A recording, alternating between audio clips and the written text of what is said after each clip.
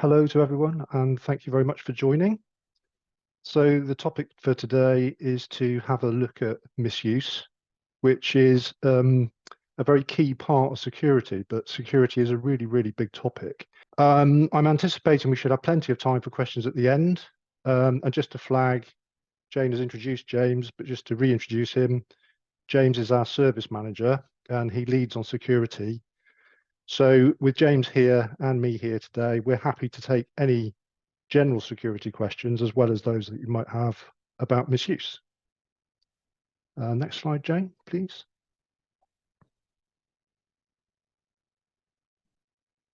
So before we talk about misuse, we need to define what we mean. So the dictionary definition is fairly straightforward, using something in the wrong way or for the wrong purpose. And next slide. But what does misuse mean in the world of providing access to online content?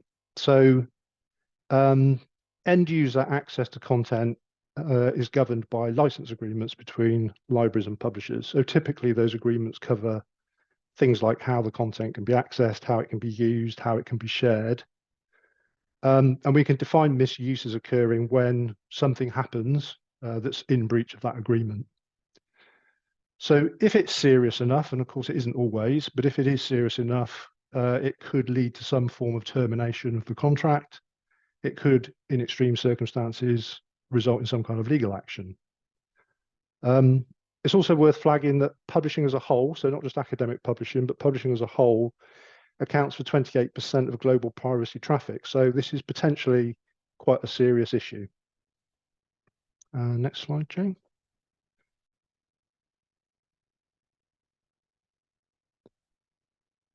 There's a tendency to think of misuse as being something that hackers perpetrate, shadowy figures motivated by stealing content, that kind of thing.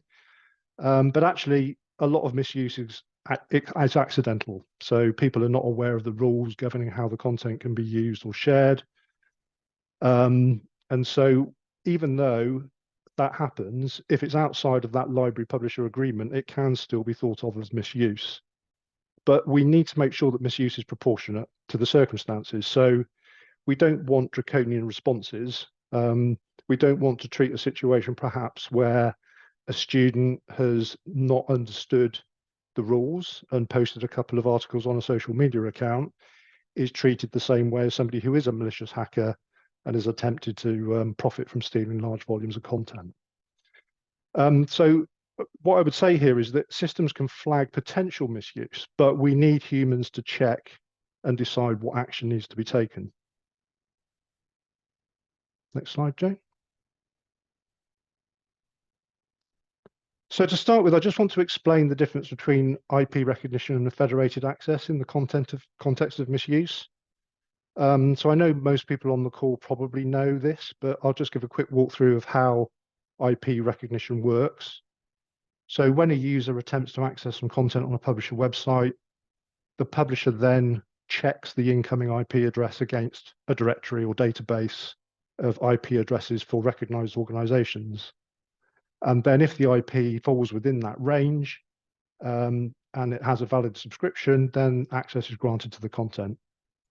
So I think we discuss or seem to discuss IP recognition an awful lot in our industry.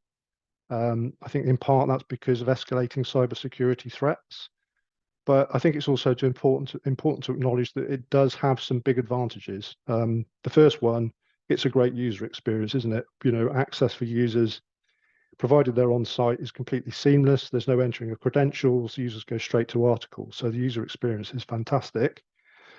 Then secondly, no user information is passed to the publisher. So that gives users complete anonymity. However, the downside is that publishers don't know who is accessing what. So that's good for user privacy, but it's not so good for security and not so good for misuse detection. Next slide, Jane. So why is IP recognition a problem for dealing with misuse? So the key thing here is not being able to access, having access or knowledge of an individual accessing the content really limits the ability of publishers to detect and respond. So in the example of somebody who is trying something malicious, attempting to download a vast amount of content, if the publisher doesn't have misuse detection or doesn't pick it up, the user's then able to gain access to the content, and so straight away there is then a breach of the library publisher agreement. If they do detect it, then the only real option they have is to do a blanket ban of a whole organization. So that could happen. They could prevent content access for the whole organization. And because a lot of suspected misuse ends up not being misuse at all, when it's investigated, that blanket approach tends to be a really blunt instrument. And next slide, Jane. So at this point, it's worth considering usability and security and how the two things can often work against each other. So in other words, the more we improve security, the less usable a system can become.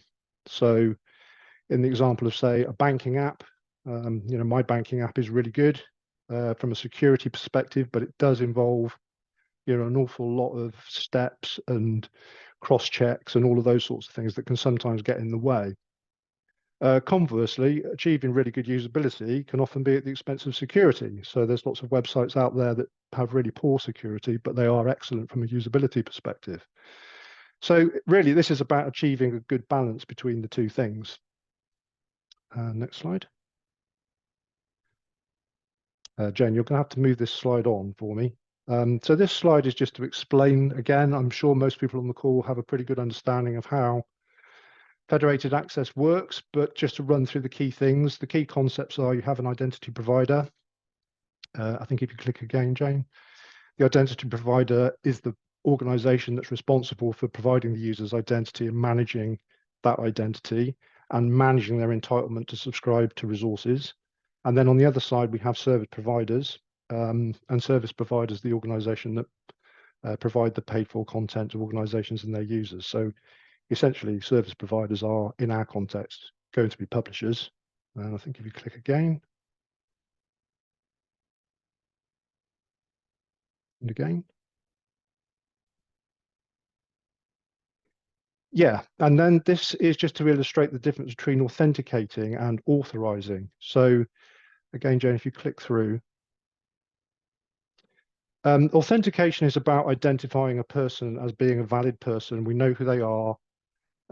We know that they're a student. We know that they're from the biology department in this example. So we've successfully authenticated the user. And if you click again, maybe again, yeah. So then a set of attributes are exchanged over SAML, and as a result of that, the publisher end or the service provider end then knows that an individual is a biology student, and then they can apply a rule like people from your organization, because they've only purchased a subscription to biology content, that's all they're able to access. So that's the difference between authenticating versus authorizing. Okay, and next slide.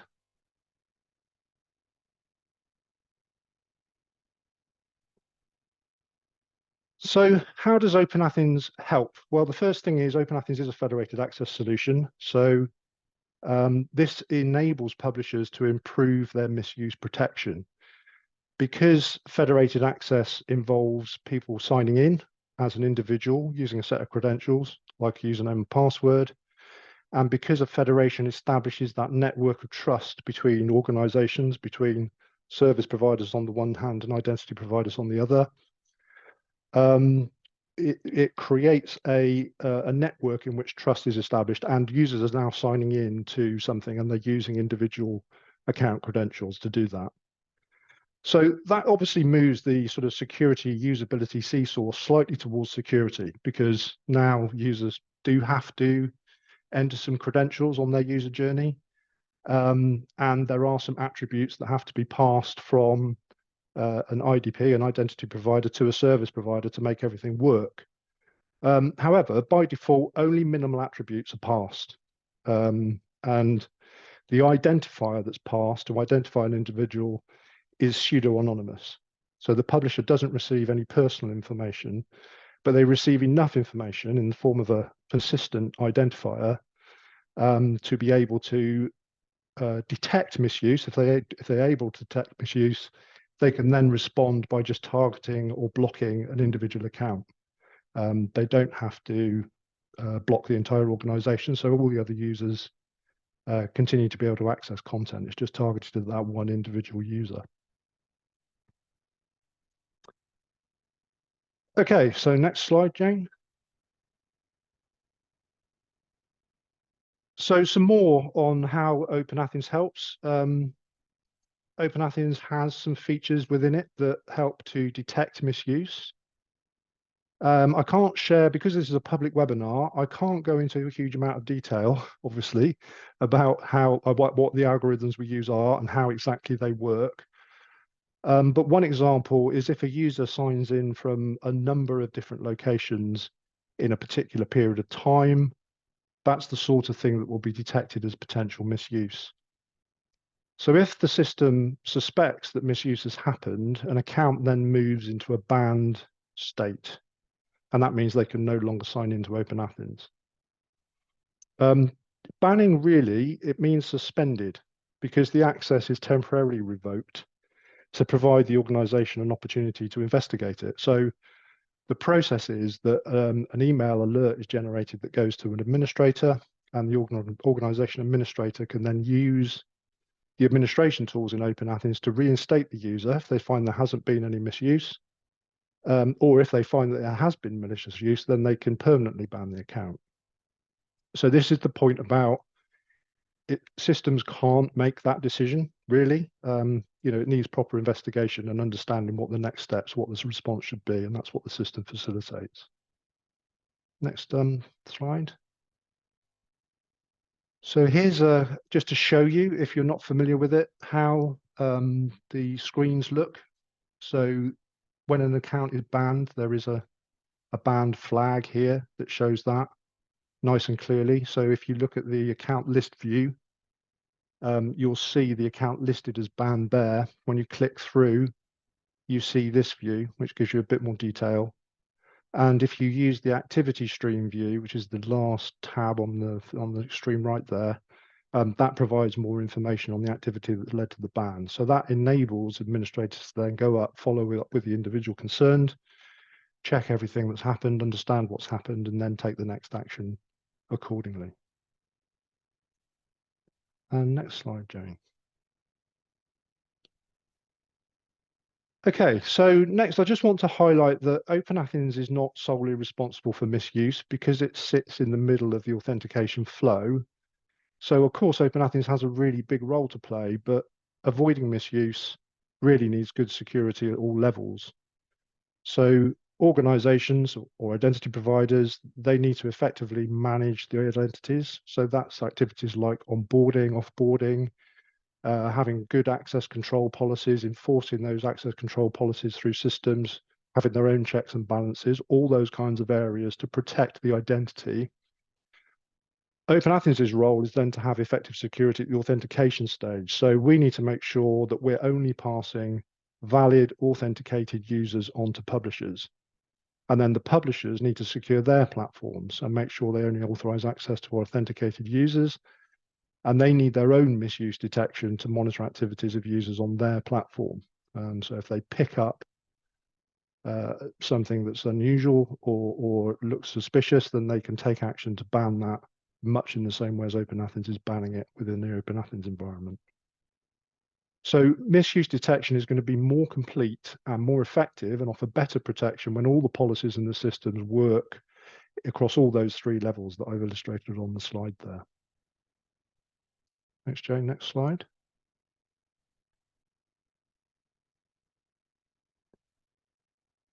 Okay, so I've just got a couple of scenarios to show how the various protections can kind of work. I am focusing in again on the blue box in the middle here, so OpenAthens. But if we imagine we do have a bad actor, they're perhaps trying to target a particular publisher platform in order that they can steal content. So to do that, they're going to need a username and password. So possibly the first step that they would take is some form of brute force attack. So if you haven't heard of a brute force attack before, It's designed to essentially loop around using usernames to try and guess the passwords using a program, probably, to try to get an authentication, to try and obtain an account. So the first protection we have around that is the password policy that OpenAthens has, which is encouraging the use of strong passwords. And there are algorithms in place that try and disallow the use of commonly used weak passwords. So, things like password would be the obvious one. There's a lot more than that, but that would be the obvious one. So that's the first step, really. It makes it much harder that a program that somebody's written to try and loop around guessing passwords is going to find it more difficult if passwords are strong. The second is that we monitor the traffic coming in through OpenAthens. So we use the tools on our cloud platform that provide various levels of protection, alerting, and reporting. So in the case of something like a brute force attack, that's likely to cause some kind of unusual, unexpected spike. And then these tools would detect and alert administrators to that. So it's highly likely a brute force attack, we would pick it up and see it and deal with it. And then finally, for customers using OpenAthens as their directory, there are also account lockout tools in place. So if we see that there's too many failed login attempts happening over a limited period of time, then the account will be locked. Now, all those features are available. OpenAthens works in many different configurations. So connecting to local directories, it has its own directory built into it, which some customers use. It can connect straight to a directory. There is support for some particular specialized systems. So all of those configurations, with the exception of the account lock-in, all those configurations, these features work across all of those. Next slide, Jane. So in this second scenario, the user has now acquired a valid username and password somehow. So they could do that in a number of ways. There could be an account that's been shared. They could execute a brute force attack and it could be successful. Perhaps somebody somewhere has used a weak password. But they now have a password, so they can log into OpenAthens to gain access to content. So this is the point. To OpenAthens, that is going to look legitimate. However, this is where the various algorithms that I mentioned earlier are going to look for unusual activity. And I'm not going to go into great detail about what that unusual activity is, but things that are outside the normal pattern of use that we would expect to see. And that will trigger the banning of the account. So that will move the account into the banned status. If for some reason OpenAthens doesn't pick up the potential misuse, then they drop down into the publisher level. And of course, the publisher can also have their own algorithms to detect potential misuse. So that provides the next layer of protection. So for example, they may be detecting bulk downloads as part of their policy. Okay, and next slide, Jane. So that kind of concludes the presentation, but just to sum up a little bit. So firstly, by requiring users to sign in, federated access improves misuse detection and it avoids the possibility of that blunt instrument blanket ban that can happen with IP recognition. That does come at a small cost because of having to sign in is a slightly less usable experience for users. And slightly in terms of user privacy too, because there is an exchange of attributes. There is a targeted identifier that identifies an individual, but not their personal information, just to stress that again. And then OpenAthens tries to help minimize misuse with a number of features that will suspend an account if it thinks that there is misuse there. But effective protection does need organizations plus OpenAthens plus publishers to be working together. We all need to ensure we've got good security at all of those different levels to make the whole thing work. And then finally, I'd just like to say that we do continuously look to learn. So yeah, when we see things happening, when we see suspicious activity, when we pick up attacks, we're constantly using that as an opportunity to improve our own facilities and our own features and our own protections in this area. And next slide, Jane. So thank you for listening. As I said, there's plenty of time for questions if you have any. I don't know, it looks like we've got some coming through. Yes, we have quite a few questions actually. So some of them have already been answered by James. And James, are you happy for me to read some of these out so that everyone's got the answers to these? Yeah, as long as there's no bad grammar in there, which there might be. So, so one question was around some authorized users use VPN for privacy, and the VPNs may appear to come from dispersed locations in a short time. How can OpenAthens deal with these cases in a way that does not block access for legitimate use? And James has written a response. James, did you want to read your response out? Well, yeah, I can cover it now. It's quite difficult, really. We just have to deal with those on a case-by-case basis. We can do some kind of allow listing, but there isn't a sort of standard approach. So, yeah, what I would say I think it's Athena asked that one. We will deal with that via a support ticket if that's okay. Fantastic, thank you, James. So someone else has asked, what do the reports or alerts look like from our end? Does OpenAthens push a report to us if there is suspicious activity? Yeah, okay, so for that one, I don't think there's a name for that. Yeah, it's viewable. Basically, there's a column when you view your accounts in the administration area, the status column, you'll see it in there. It's also filterable in the activity stream. Yeah, it's quite prominent. It's a little red banner.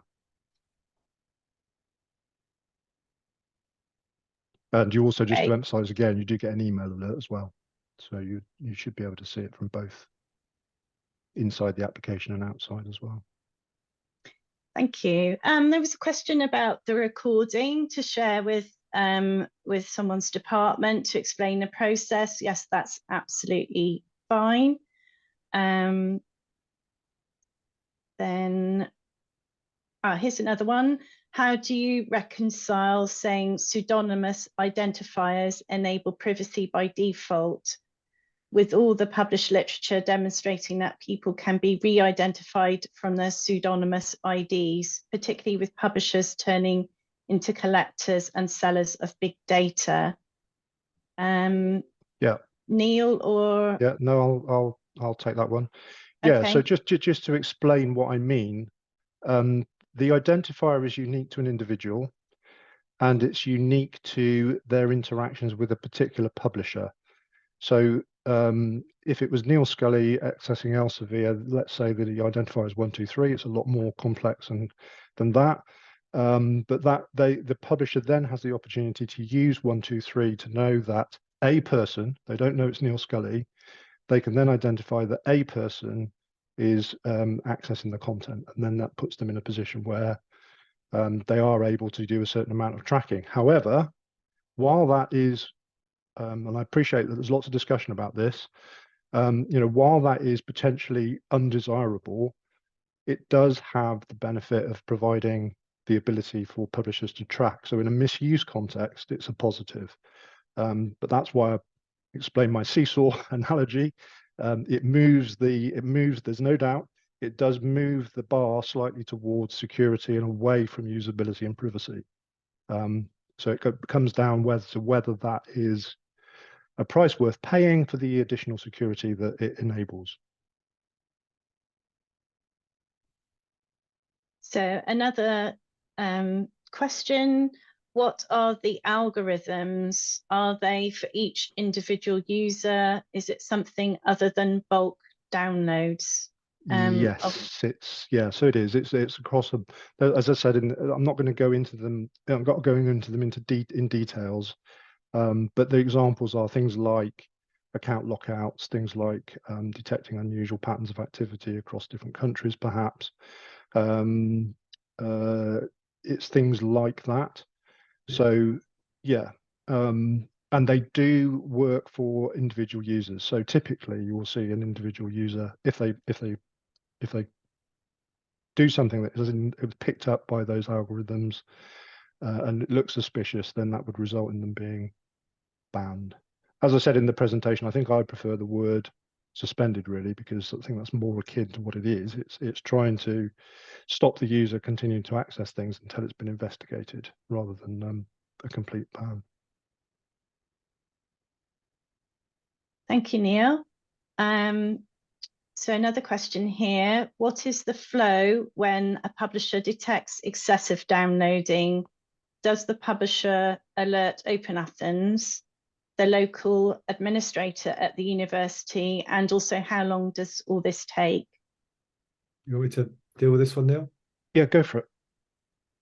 There isn't a standard process. It depends on the publisher, and it could be very quick or it could be, a lot slower. Sometimes we get asked by the admin because they've been contacted by the publisher. So it can be any number of ways. Generally, it will be they'll have some vague information. So it will be during a specific period from a specific organization. Can you just have a look because we think someone was doing something? And then we would go in and, generally we use our logs and look for occurrences of, the same, can I say the word right, pseudonymous identifier.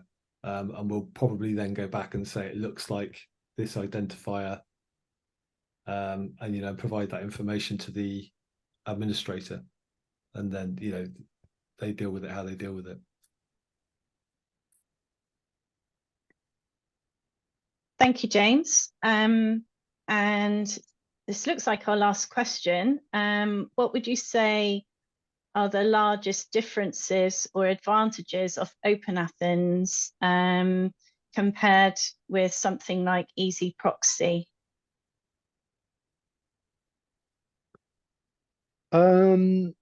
I would probably start by highlighting the fact that OpenAthens supports multiple access methods. So as well as the federated access that we've talked about today, it also has a managed proxy service within it. And the reality is that most customers use a combination of those methods because the reality is that not all service providers are providing access to their content through a federation. So in order to make sure that we cover as many resources as we can, we combine the two together.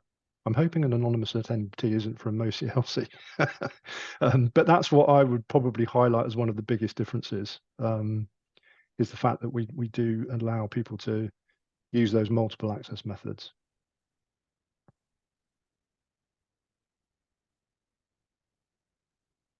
Thank you, Neil. I think that concludes all our questions, unless there are any more from the audience. I saw that Anne, you had your hand up. Would you like to post something in the Q&A or perhaps in the chat?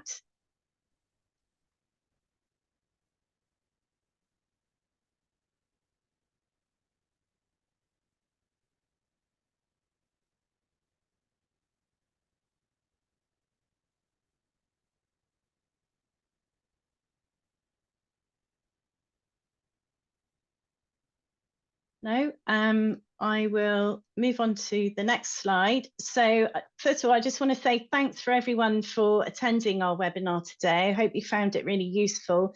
If you do have any further questions, we'd be very happy to answer them.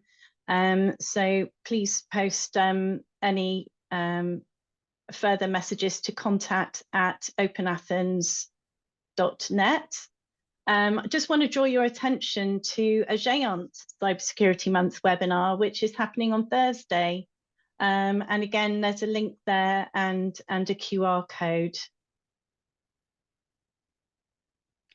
So just a final thank you. As I mentioned earlier in the webinar, the session is recorded and we will send out the recording to you probably within a week once we've got the transcriptions and closed captions done. And that concludes our webinar. Thank you very much. Thank you, everybody. Thank you for attending. Thanks all. Bye.